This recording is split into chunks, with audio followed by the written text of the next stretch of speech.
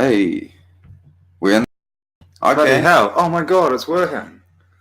Holy shit. Welcome back to Naughty Boy Fight Picks. I'm your host, Todd. I got a special guest with me tonight. This is my brand new friend, Don Rowe. What's happening, bro? Of, what do you do, Don? Spinoff.com. Fight correspondent extraordinaire. Yeah, that's you should put that on a business card. That's what I've got tattooed on my chest. You can't see it. Like Adam Levine. Yeah, exactly. Well, it's like we were saying earlier. Bloody old Adam Levine has my initials tattooed on his nipples. Which is, I guess that's what gets me off. It's flattering, but just give me a slice of the fortune. They got paid like $100 million to do that Super Bowl show or something. Actual $100 million. No, I doubt it, but they earned a lot of money. They'd have to pay a fair penny because by doing the Super Bowl halftime show, you're kind of running the risk of ostracizing yourself from the corny artistic community for supporting the NFL. I actually think now that you mention it, it's actually a free show, and the idea is that you get paid in exposure. I think it actually is a performance that you do for free. You know the last thing Adam Levine needs? More exposure. I don't know. It depends who you ask. I met a few. No, it doesn't. Oh, wait. We got Louis Tui over here in the cheap seat. Say what up, Louis. Yo, what's up? Sorry, I just want to say real quick that Adam Levine, yo. Can you see up the bros lava? Keep it up the hoops. You can get the boys cut off YouTube with that sort of behavior. Yeah, no, you can get the channel banned. We have to get to. We got no people in here, which is great because it means we can just delete this like it never happened. Because I'm a few whiskeys deep. Day drinking Don the second. You thought There's been a few runs. You thought Donald Cerrone was day drinking Don. Wow. Wait till he meets us day drinking Don. He was around the corner from where I was sitting in Chinatown. Day drinking, but as was I, drinking rum out of a Coke bottle. My friends were saying, it's like your MO. It's my calling card, if you will. If you'd run into the other day drinking Don, what do you think might have happened? Definitely was day drinking. It would have been a 1 ounce. Definitely. Right. I mean, Melbourne's a big city, but it's not big enough for 2 Dons. So it would have. Especially not one that's a cowboy. There's maybe enough room for 2 Dons, but not 2 that can day drink. No. So it comes down to who wants it more. Let me set scene. Day drinking Don from, where's he from? The other one? From New Mexico. Yeah, he's wandering down Chinatown, Spurs clinking. Yeah, Spurs clinking. He's sipping a Bud Light. Is that what he drinks? Yeah. Well, there you go. He's dead on arrival. He's DOA. Yeah. Drinking Bud Light. So I'll come out of what's that Vietnamese place? I was eating pho. I'd come out. I'd tip that hot shit in his face, scold him with the chili sauce. It'd be over before it started. Lay in. Yeah. All right, that was a great intro. Really,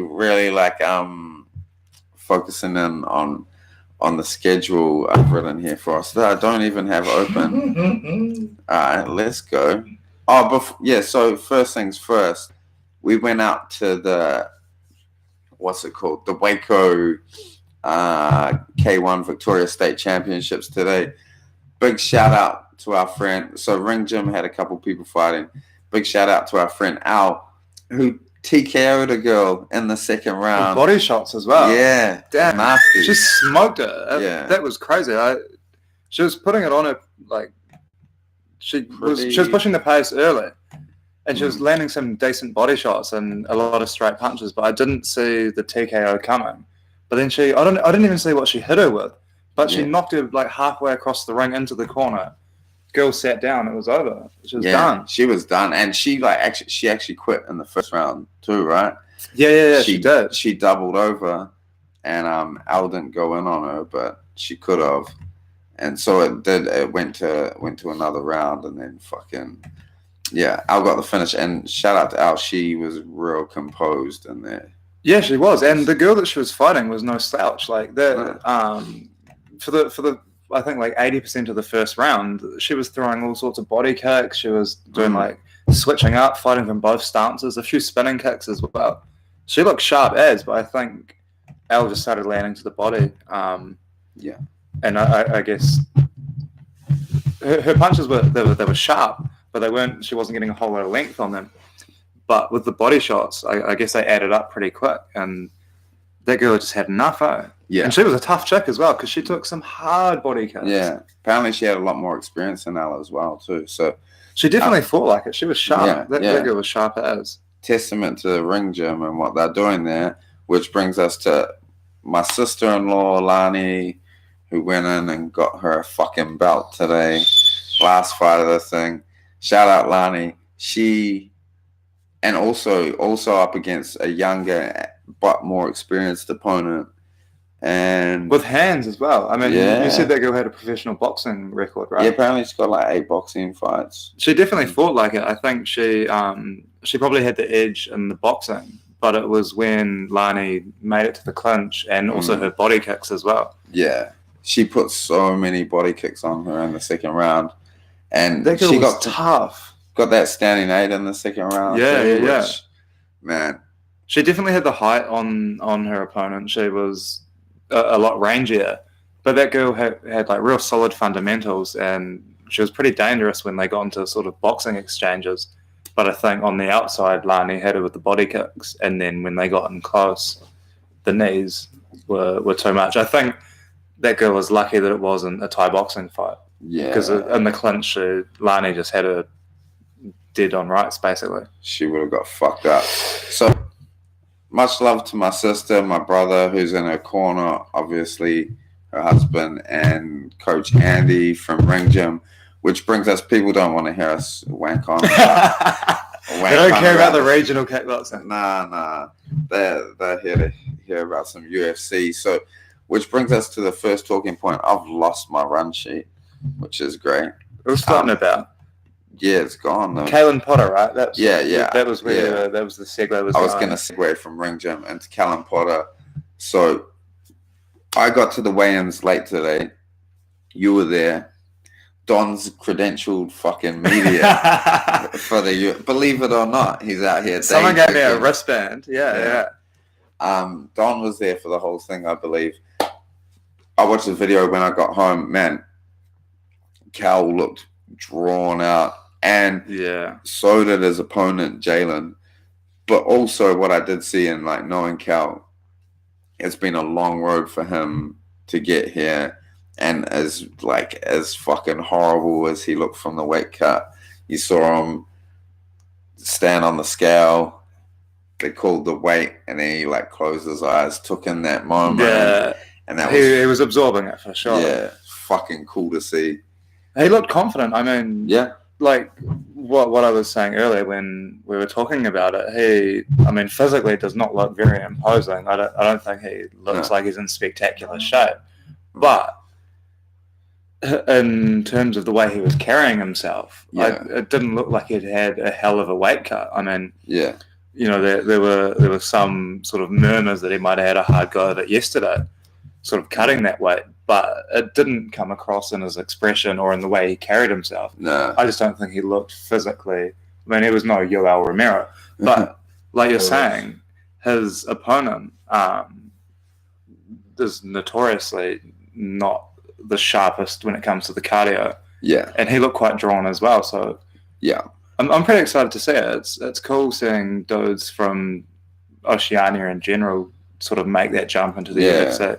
Yeah, well, part of Cal's campaign, and he's been campaigning a long time to get in UFC, but there's a photo from a Hex fight night, and that night, Israel, Jimmy Crute, and Callan all like either gained or retained Hex belts. And so he was... Shit, I didn't know that. So is that the card where he head kicked Melvin? Oh, so it was on the Melvin fight. Maybe. I could be wrong. Because he also fought Stuart Dare, right? Yeah. Were they both on Hex? Because he head kicked Stuart Dare. But so they fought on the same card as Jimmy Crute and Callan as well. Yeah. Right, okay, I didn't know that. Yeah, so as part of his campaign, he was posting that photo, and it's 3 guys with belts, 2 of them are in the UFC. He's not. He's the third. Yeah, here he is. So, man, I'm real fucking excited to see Cal fight, and fuck me, it's going to ruin our whole day if he doesn't get the win. But I'm confident he can. Like, I'm going to be sat with my brother who, like, there's a video of my brother when he got the call that Callan got the call up, and my brother like starts crying and he's wiping his eyes and shit. Like, it means so much to him. So yeah, Cal has to win, otherwise it's going to ruin our whole day tomorrow. And so he is opening the card, or is he second fight? I think, wasn't it Wildy Burin and Martinez opening? I think he might be second. Or... Right, yeah. He's relatively early on. Mm. But I mean, it is funny how, I mean, coming from obviously being in New Zealand and mainly rooting for the Kiwi boys, it's funny how when they're fighting, you know, dudes from the Northern Hemisphere, Americans or whatever, you instinctively also back the Aussies as well. Yeah. It's just like a default. Yeah, as much as you kind of like think you hate Australians, right? You're also kind of, when it comes down to the crunch, you're like, oh, he's kind of the bro. Yeah, totally. So, and I guess there's also increasingly now, you know, fighter exchanges. Like we were talking earlier about how Alexander Volkanovski had that fight with Shane Young. You know, basically held him down and beat him up for 3 rounds. But then Mervin is now fighting out of City Kickboxing for the most part, still retaining his Australian coaching staff as well. But it's interesting how there is that sort of exchange of skills at the moment. Yeah, well, if you go back and watch that Volkanovski Young fight now, it's so confusing because Brad Riddell is in the corner of Volkanovski. I saw him, I was like, is that Brad Riddell? Why is he in Volkanovski's corner? I thought, but yeah. So, yeah, good skill to Cal tomorrow. I'm confident he's going to get that win. I think he's going to lock up a sub. What's your call? Submission? Submission. And I think I'm feeling like it's late in the first round or early in the second. I don't think this fight goes very far. Both those guys did hearty weight cuts. It was a hard, I mean, ideally, I hope it ends early because they both did look pretty drawn. I don't know enough about them to confidently make a prediction, but based on how they looked and the weight cuts they both had, I would hope it would be a first round sub, ideally. Yeah, and it does seem likely, I think. Yeah. Which brings us. I can remember the. You got the whole card. I remember the roll sheet that I somehow. The next talking point we're going to focus on the Kiwi fighters because that's our shit. Kai Kara France, I can't remember his opponent's name. I don't know. I haven't even bothered to look at his opponent, to be completely honest. I remember his record. He's 17-1. 17-1 is decent, but in that weight class, it's one of those things where the disparity in skill is so huge between you know, the top dogs and your average flyweight, because, you know, there's a reason why that division has been sort of on the chopping block, and it's because they're not always finishers and they're not always you know, super entertaining, in my opinion. But then you have dudes like Kai Kara France and obviously at the top end Mighty Mouse and Henry Cejudo and so on, who just they bring the violence. Fuck yeah. Kai brings the violence. He has the overhand right of a heavyweight. And fuck yeah, like, it is concerning, man. I can't think about Kai with thinking about what's happening to the division. John Moraga got cut this week. But literally the day before the press conference, right? Dustin Ortiz got cut. So Moraga got cut, and he's been a staple. He's a good fighter, man.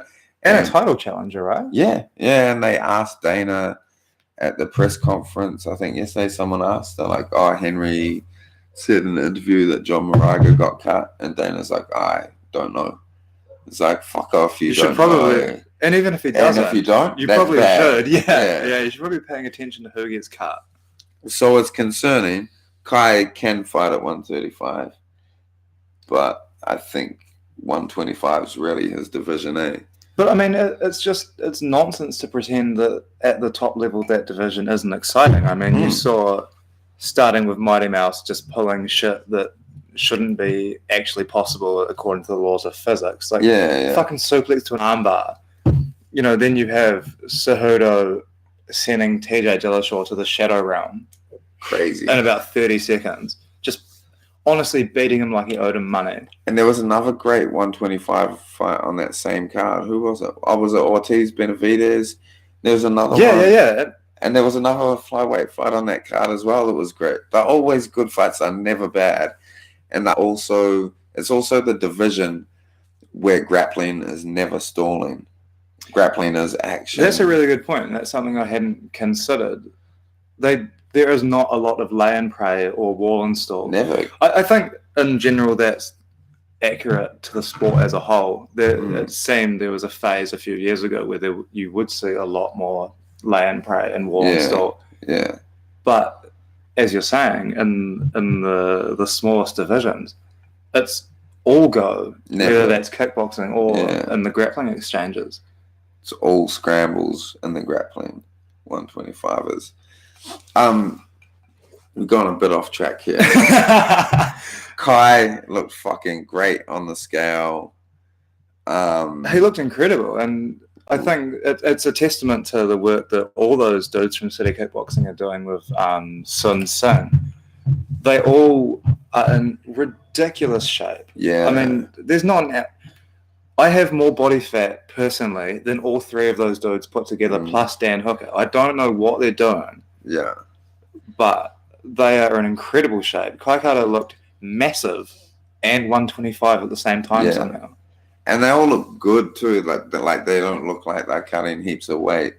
Yeah, they don't look like remember when McGregor was fighting at featherweight? He literally looked like he was dying of AIDS. Actual. Like his cheekbones out here, and he looked the terrible. Dallas Flyers Club.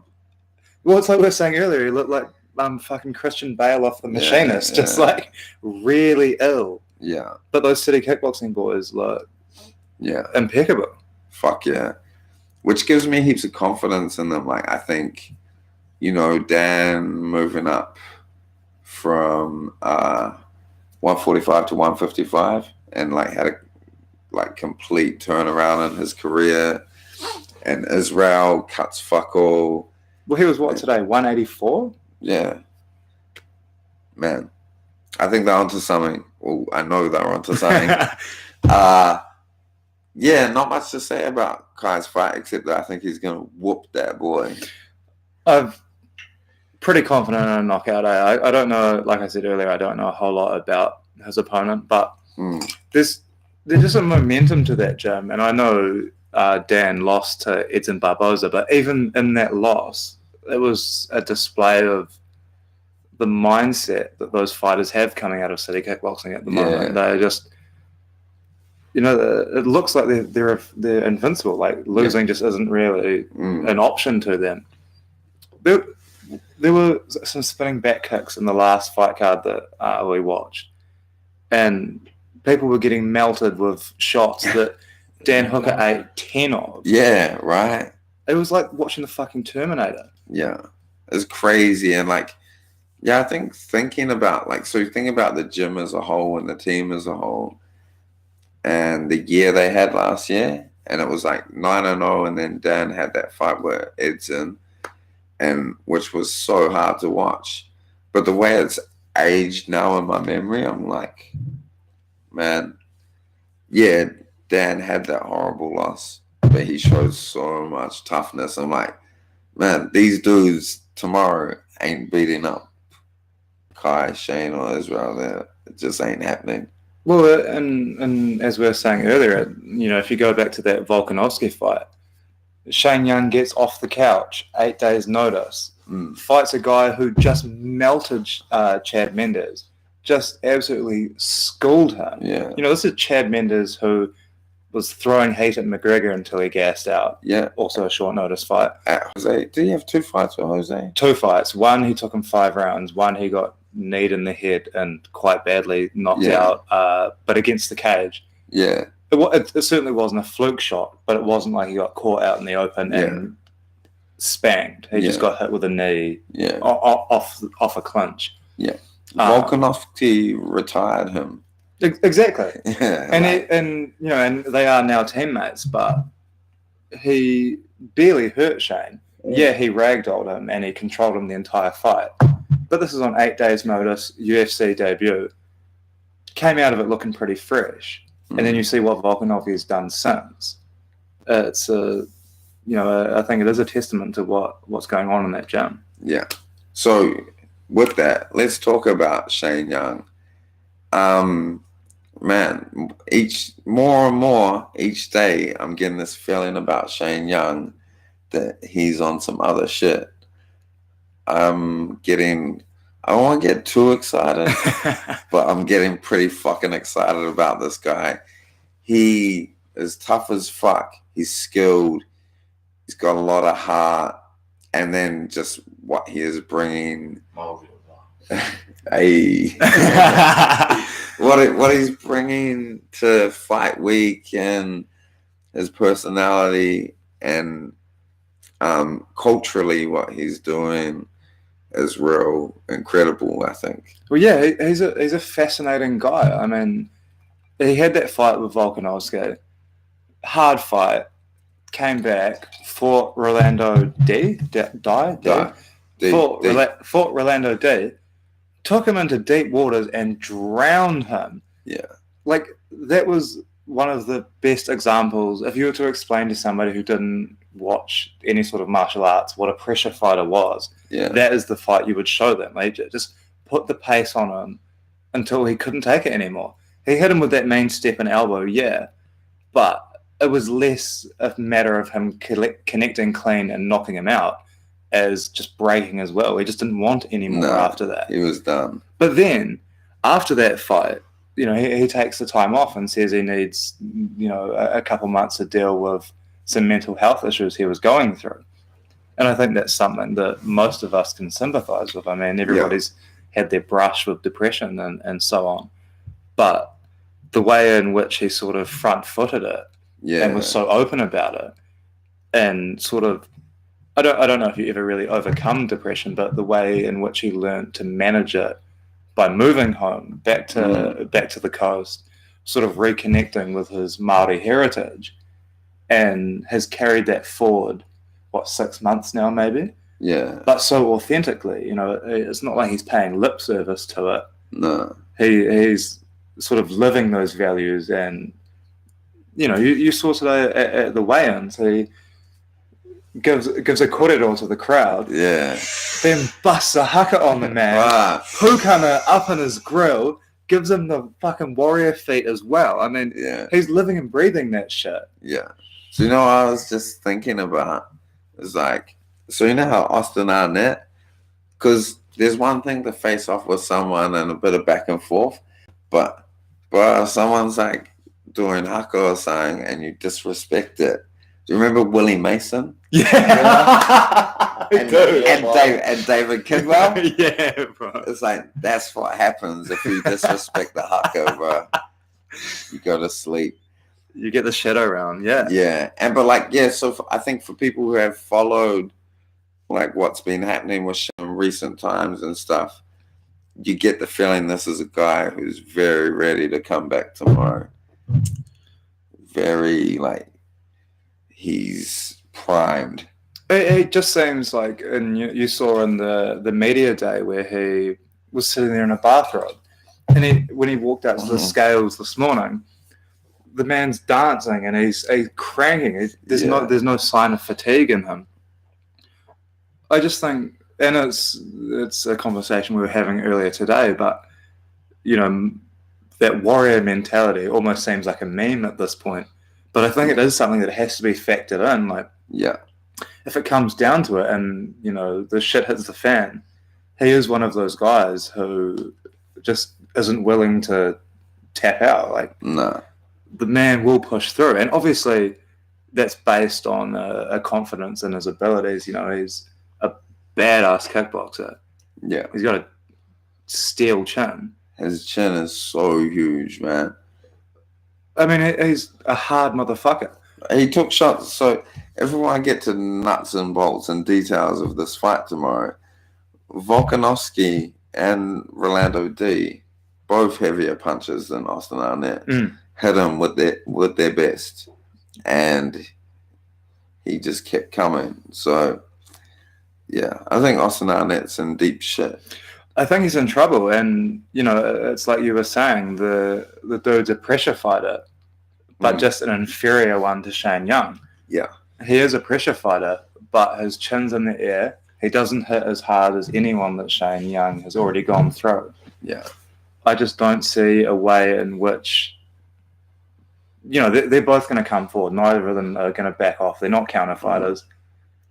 When they meet in the middle, I just don't see a way in which he will be able to spark Shane out. No. I mean, I just don't see a path to victory for him. Whereas with Shane, I could see it going any number of ways. Yeah.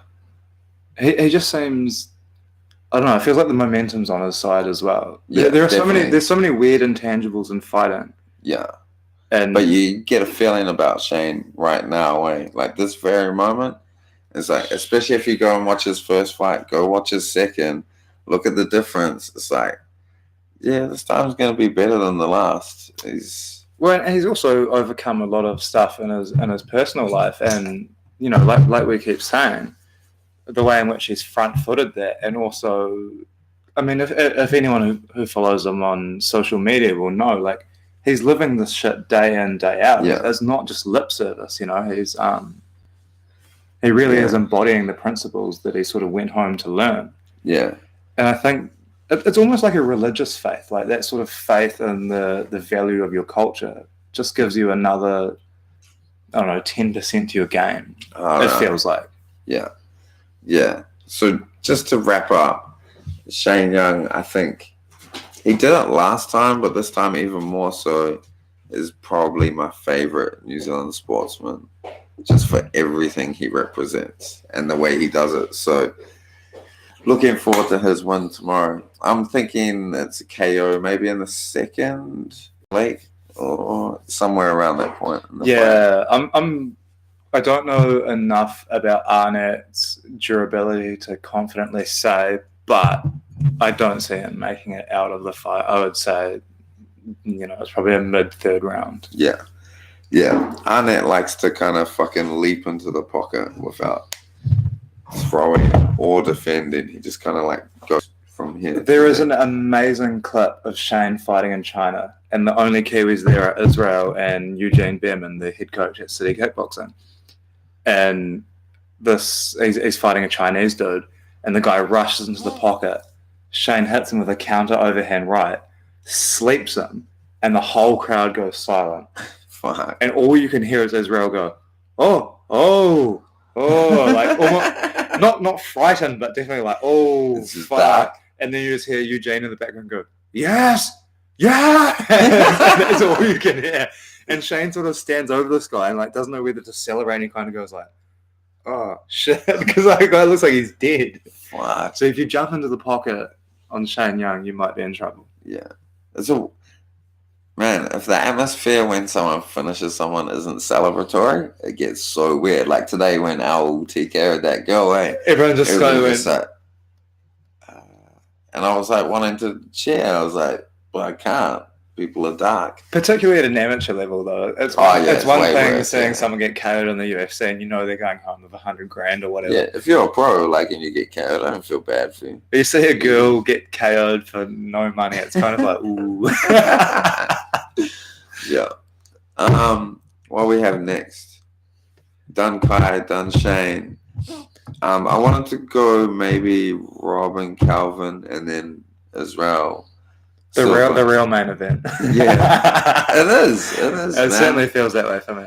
Which, like, Rob deserves all the fucking attention, and he's fucking incredible. I never wish to disrespect that dude.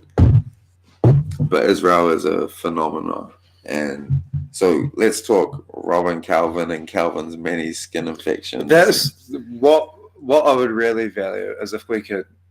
I know we don't have someone that can call in, but I would like to talk to a dermatologist about what the fuck is going on with Calvin Gastelum.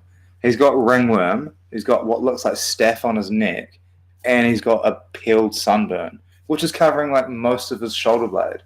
Like we're talking a patch like this big that's peeled off. I haven't seen this yet, so I'm going to watch it after we talk. But I mean, it's nothing that you haven't seen over the summer anyway. But the guy's been in Australia. Like, how even do you get sunburn in Australia? yeah, it's real difficult. It's right? very hard to get sunburned Yeah. here. I just feel like his immune system is up to fucks. Also, and I don't know, it's very hard to tell what's my bias and what isn't here, but yeah. at the weigh-in, he tripped over getting out of his shoes. He dropped his phone. He dropped his phone again. He gets on the scale. He's got a fucking staph on his neck, sunburned back. He just does not look like a man who's ready to go 5 rounds. Yeah. The thing, so on top of all that, so I don't favor a healthy Gastelum. And so I guess this is why I'm kind of like, yeah, like, okay, maybe Gastelum's dick fell off yesterday. But it kind of doesn't matter because Rob Whittaker's going to beat any Calvin Gastelum that turns up. I can't see it. Like, and what I keep going back to is Rob Whittaker beat Yoel Romero twice in 2 real hard fights. One in which Yoel Romero missed weight. Yeah. And Whittaker said after the fight that his body felt different. He said when he was punching Romero, it felt like he was punching someone made of metal. Yeah. I've seen that interview. And you're just like, yeah. I mean, you know, you can't really cast aspersions on people who haven't been popped. But who the fuck is in their 40s and looks like a teenage mutant ninja turtle? And then does backflips. Does backflips and gets stronger between fights. I mean, yeah. I don't know what they're doing down in Cuba, but that dude is juicy as fuck. He's a big, juicy boy. And Whittaker whipped his ass twice. Well, not whipped his ass, but beat him. Yeah. Twice. I was happy with both those decisions as well. They were close fights. Very close. They were certainly close fights, but I think Rob deserved both those ones. Especially when he's missing weight as well. Yeah. But what does Gastelum offer that Romero doesn't? Can he wrestle better than Yoel? No. Is he a more dangerous striker? Nope. Is he more powerful? No. And he is faster though. Yeah, he is faster for a round. But there was a challenge that I saw in the Ultimate Fighter, which I guess was Yoel is fast. When he chooses to be, yeah. So he, like, I think it's deceiving because he does everything so slowly until he decides to be the fastest guy on the planet. So, I don't know. And he hit Rob with clean shit. And Rob, it reminds me of not Cejudo, TJ Dillashaw, but Garbrandt, TJ Dillashaw, or more like Marlon Moraes and Sun Sao one when he got clipped and dropped and like hits his knee and just goes bounces straight back. And it's like just I'm good again. That recovery is incredible, crazy. I think Whittaker has that, and I think if Yoel can't finish him with a shot or beginner fighting in sequence with a big shot, then Calvin can't either. Well, there was also that video or that challenge they did in the Ultimate Fighter where they were running laps around a 400-meter track. I don't remember exactly how many laps they did, but it wasn't heaps. It was probably like 12K, I think, which is an achievable run for most, reasonably athletic people. Whittaker is lapping Gastelum, and Gastelum's spewing on the side of the track. Oh, I hadn't seen that. Oh, Do you have suspicions about Gastelum's work ethic? Like a guy that's like Huge 5'5" that kept missing welterweight. I mean, Whittaker is a small middleweight, and he dwarfs Gastelum, who is not exactly shredded. I mean, he's more shredded than me, but Yeah. he does not look like he's giving it his all. I don't know. I'm trying to put together a good joke, and it's not working. But around Dude Bros, Calvin Gastelum, him being the shape of a fridge and being a Calvinator. Is that a kind of fridge? Yeah. Yeah, It's not. there's a little bit of workshopping that one. Yeah. I'll get back with that. What I will say about Calvin Gastelum is he is one handsome man. He's a good looking. He's a good looking bloke. Have you seen what's the guy's name who looks like exactly like him who fights at 135 or 145? He's Henry Cejudo looks like, you know, when you see sort of like Chinese imitations of Nikes and so on. Yeah. Henry Cejudo could be like the stolen IP version of Calvin Gastelum. Nasrat. Is this Nasrat? Oh yeah, I know who you're talking And he about. fights like him as well. Yeah, he does. And he's got that same little like not chubby, but Yeah. sort of brick shape. Yeah. If he comes in tomorrow on Calvin's shoulders, I give him a chance. But otherwise, punching with forearms. yeah. One thing about Calvin is he is very fucking tough. So I'm thinking Rob by points, but I wouldn't be surprised by a finish. The great unknown for me in this fight is how much damage Whittaker took in those two Romero fights. Yeah, fair. And how much that impacts his durability going forward. Yeah. I don't know. I don't know if that's something that is often overblown or what, but he got dropped, I don't know, 3 times between the two fights or something? Yeah. He took some cracks from Romero, and yeah, he recovered really quickly in the fight. But it's, you know, how much that wears on him going forward. Yeah. That being said, I don't see really many scenarios where he doesn't finish Calvin in sort of like the late 4th or early 5th round. Yeah. I think his cardio is too good. I think his timing's too good. Yeah. I just don't think Gastelum has enough tools or physical advantages to put him away. Yeah. This is just an inkling and a feeling, but I'm thinking these factors, Whittaker's age, what we've already seen him do, the overcoming the Yoel hurdle, which is like a long chapter in his fight career, and he's past it now. And now he's like, imagine preparing for Yoel and then preparing for Calvin. And I don't doubt that he doesn't do any less preparation than he would for Yoel, but you'd way rather prepare for Calvin than Yoel. I think we might see a Rob Whittaker in this fight who is vastly improved and refreshed. It's been a while since that last fight. Yeah, I think he might come out and put on a show tomorrow. The other thing that sort of backs up what you're saying is I felt at the press conference there were a few questions that sort of danced around the subject, but it did feel like there was the subtext that this dude's beat Romero twice. Who the fuck is Calvin Gastelum in comparison? Like, he didn't say it in as many words. Nah, but it's a thing. But people were asking, like, you know, how do you feel about this fight? What do you think about the challenge? And it did feel to me like he was, I mean, he's so understated and so humble, but I think another fighter would have said, I've just beat the baddest man alive twice. Yeah. Who's this guy in comparison? Yeah. He beat Michael Bisping 3 weeks after he got a hiding from GSP. Like, yeah, his signature wins are all dudes that Whittaker has or could have spanked way worse. Yeah. Yoel's the dude I want to go to 205 so I can see an interesting fight with John Jones, perhaps. I think John Jones would spank Yoel. Probably, but would watch. Oh, I would watch Yoel Romero fight a tank. I'd watch him fight anyone. He's one of the rare few guys where I know he's probably juicing. I know he's probably not even the same age that says on his UFC record, but I just don't care.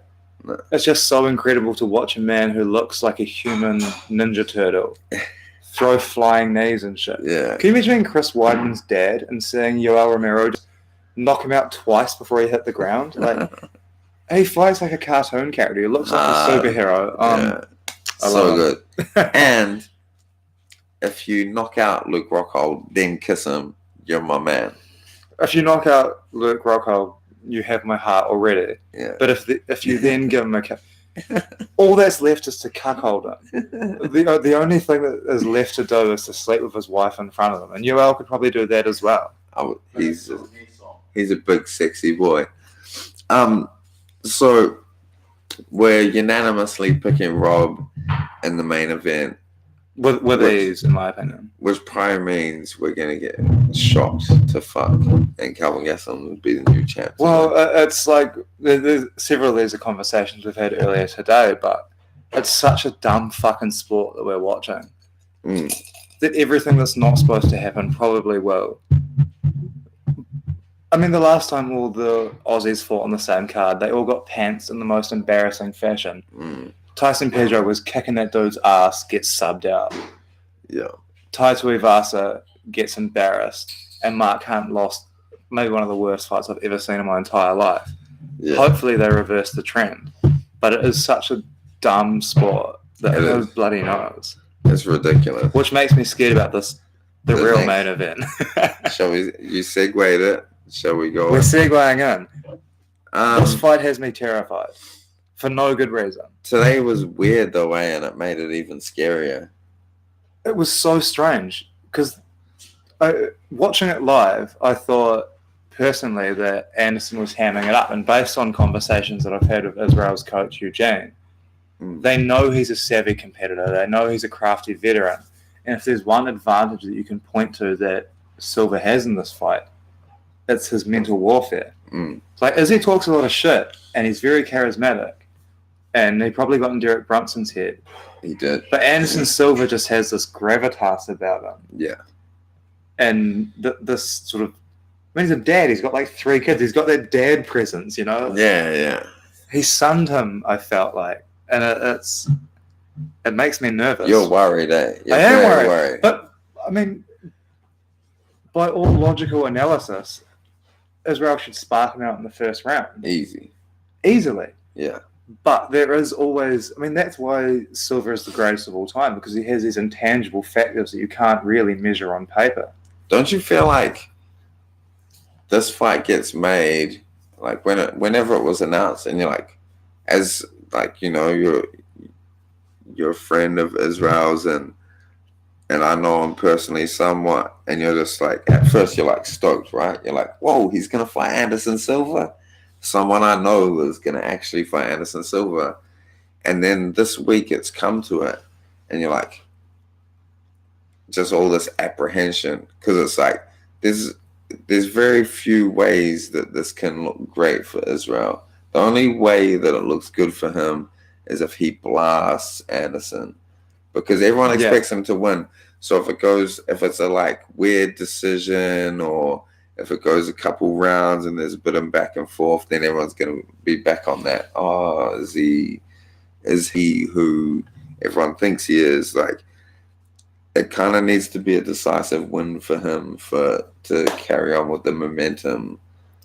Yeah, and there are parallels, I guess, with people like, for example, Francis Ngannou, who just came in and just shadow around everybody. And, you know, the UFC is notorious for getting on board these hype trains, and so am I, and so is everybody as fans. I thought Francis was going to be Stipe, just because I hated Stipe so much. Well, there you go. I mean, it's so hard to analyze the sport objectively. Yeah. But I think what Israel does have going for him is that if you think about all these other hype trains, they get their breakout in mixed martial arts. Whereas Israel, well, places like Glory and even King in the Ring don't have the same sort of presence in the media. The skill level is so high. It's not exactly like he's been crushing cans. No. He's got something like 130 pro fights across 3 sports. I saw him knock out a heavyweight with an up jab. I was sitting ringside for that fight. I was sitting right behind his parents. Yeah. And that was only a matter of days after his best friend and training partner passed away in an accident on a farm. I met Jamie. He came to a party at my house. He was a hell of a dude, man. Yeah. He was a really cool guy, and it was a really tragic accident. And and that's just from someone who only knew him tangentially. I met him 3 or 4 times, but he was. That gym is really built around a family environment, and so when he passed away, for Israel to then smash 3 heavyweights in one night, That's 2 days crazy. later switches over to boxing, smashes another 3 heavyweights in a different sport. It's not like this is the first time he's, the hype train is not based on crushing cans. He's been consistently for about 6 or 7 years proving himself on a similar skill level, just with less media attention. Yeah. But all that being said, there's something about Silva this week that's got me stressed out. Yeah. This is what I try to appease you with today is and because I keep doing this as well, I'm like, oh man, I don't trust this fucking this snake charming motherfucker. He is a snake And then I get back to my logic. I'm like, oh, he's 43 years old, and his physical prime was at least 10 or more years ago, and his whole fight style relies on reflexes, which he doesn't have anymore. Israel's gonna fucking smoke him tomorrow. Exactly. I'm saying. But and the other thing is, and this is something again that we've already spoken about earlier today, and is in line with what you're saying now, is that when you do look at Silva's career, well, you can only fight to the level of the opposition in front of you. Wow. Iceberg Slim. It's like a slice of pizza. Yeah. But like if you look at his resume, those were the best dudes at the time that he was fighting, and he never backed down from anybody. But none of Sorry. don't cut yourself on that thing. Yeah. None of them were on par with Israel in terms of striking, and obviously Silva was a striker first and foremost. He didn't do fuck all on the ground except for subbing Chasson, the greatest of all time. Nobody he fought was... I think Charles in Melbourne, I want to meet... At the moment? Yeah, I want to meet Charles. Hey, get around with some bevies. Yeah. But nobody that Silva ever beat was half the kickboxer of Israel. No. I think in his prime, Silva would have a hard time taking out Izzy. Yeah. No, like he would... Like, even at the weigh-in today, when they were showing the highlight clips of Anderson Silva, they're still showing that same Forrest Griffin knockout. Yeah. Like fucking 2013 or something. Imagine Israel versus Forrest Griffin. It'd be a murder. And that's the thing, like, Bisping gave him fits. Bisping dropped him. Yeah. Weidman knocked him out. Yeah. Neither of those guys are particularly hot kickboxers. Yeah. Logically, it should be an easy night. Yeah. The middleweight division today is not the middleweight division Anderson reigned over. It's a lot different. Yeah, I mean, if you're playing like hypothetical matchups, put Whittaker against any of those guys, and he'd probably spank them pretty handily as well. I think Whittaker's very underrated, man. I think he flies very under the radar. I think he's gonna whoop Calvin tomorrow. I think Israel's gonna whoop Anderson, and then now we're talking about a matchup. That's 2 very, very elite fighters. I think. Well, it really depends on Whittaker's wrestling, because I know he's been doing shit with the. Watch out that. It's fucking dangerous. What is this, Lord? Trying to embarrass me on national television? I know Whittaker's been doing a lot of shit with the Australian wrestling team, Wait, didn't he make the Olympic team? Yeah, but that's almost like a Do you reckon it's like making the Australian rugby team? It's like it's like being a wallaby. Like, Yeah. You could join the team just by showing up at this point. Shout out George Gregan. Yeah, 4 more years. Yeah, right. I think Israel was a terrible matchup for Robert Whittaker. I think so. Whittaker strikes me as a fighter who's on the same sort of mold as Jose Aldo. Yeah. Like a badass kickboxer. Maybe not the same credentials, maybe not the same low kicks, but really handy on the feet, really nimble, but hits real fucking hard and very hard to take down. But the counter to that would be someone who's not even concerned about. I mean, Whittaker is the counter to a wrestle boxer, which is why I think he's going to fuck Gastelum up pretty good. Yeah. But I feel like Adesanya is a real bad matchup for Robert Whittaker. Yeah. Especially with that reach as well. Yeah. So I'm with you. So I think tomorrow, should what we believe should transpires, then we're looking at Whittaker versus Adesanya for a title in about 3-4 months' time. That's a hot fight as well. Wow. It'll be in Vegas too, right? Well, there is the potential that they both come out of it pretty unscathed. I mean, I feel like if Israel wins this fight, it will be easy. Yeah. Barring some... I mean, the thing is, there's so much pressure on him. Yeah. And he's fighting is fucking weird too. Yeah, and the guy he's fighting is a fucking maniac. Yeah. But he's also... he's the first guy to break through properly in the mainstream in New Zealand. He's on Radio New Zealand Checkpoint, which is like they normally play concert music. Yeah. Like this guy's the first guy to... Hoskins gonna do a think piece on him soon. I honestly think if he knocks this dude out, he'll be front page of the Herald, which is unheard of for a martial artist. He's the first guy. Yeah. And there's also the additional little spice on top of it, is that he's so in contrast with the national character of humility.